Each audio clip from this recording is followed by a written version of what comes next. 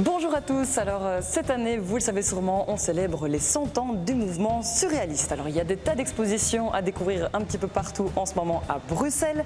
Et aujourd'hui, on vous emmène en découvrir une ici à Beaux-Arts qui s'appelle Histoire de ne pas rire et qui se concentre donc sur le mouvement surréaliste belge. Alors Xavier Canon, qui est expert en la matière, va nous en dire un peu plus et surtout nous expliquer pourquoi le choix de ce titre intriguant.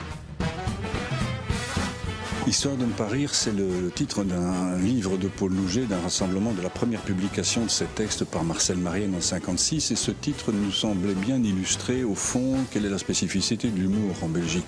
Le surréalisme est souvent assimilé à de la plaisanterie, à du blague. Ça devient un peu quelque chose comme les gaufres, les chocolats ou les majorettes, une espèce de spécialité.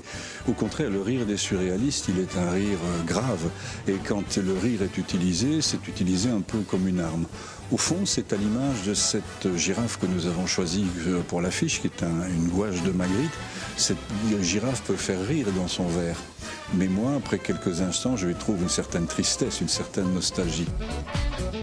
Le surréalisme commémore cette année ses 100 ans, puisque c'est en 1924 qu'André Breton publie le manifeste du surréalisme à Paris, mais c'est aussi le même moment où à Bruxelles apparaissent les tracts de correspondance qui sont à l'initiative de Paul Louget, et ces tracts sont la première manifestation également du surréalisme en Belgique. Donc nous avons vraiment deux activités qui sont chronologiquement concomitantes, et cette exposition vise au fond à faire le point sur 70 années de surréalisme en Belgique, en montrant non seulement les influences, mais les contacts avec les surréalistes du groupe de Paris. Donc vous avez aussi bien des œuvres de surréalistes belges, connus, moins connus, et puis des œuvres de surréalistes étrangers. 280 pièces et 150 documents.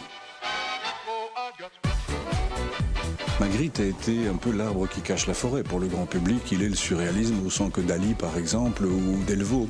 Mais dans l'œuvre de Magritte, derrière l'œuvre de Magritte, il y a un ensemble d'artistes qui sont tout aussi intéressants, moins connus, et qui proposent à chacun des visions du monde.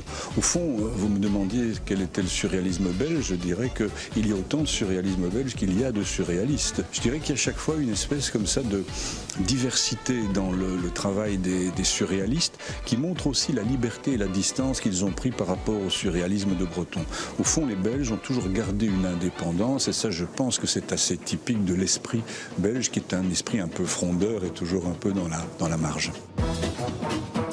Et voilà, il ne vous reste plus qu'à venir découvrir l'exposition par vous-même. Ça s'appelle Histoire de ne pas rire, 100 ans de surréalisme en Belgique. Ça se passe à Beaux-Arts et ça dure jusqu'en juin 2024. Bruxelles Bouge, c'est fini. Salut à tous.